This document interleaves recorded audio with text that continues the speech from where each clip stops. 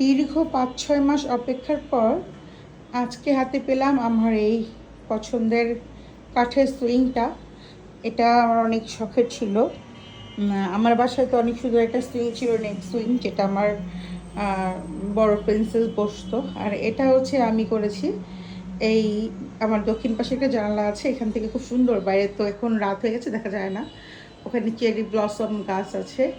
আর আমার এখানে একটা ছোট্ট চেরি ব্লসম গাছ আছে, এটাকেও মডিফাই করব।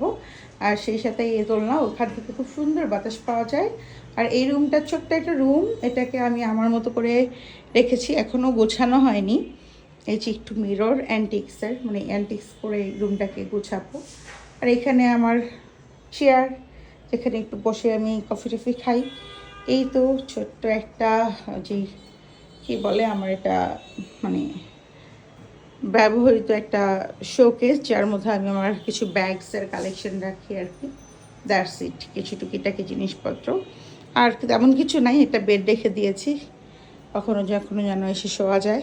That's it. আর এই হচ্ছে আমার সেই সুইংটা, সম্পূর্ণটাই কাঠের।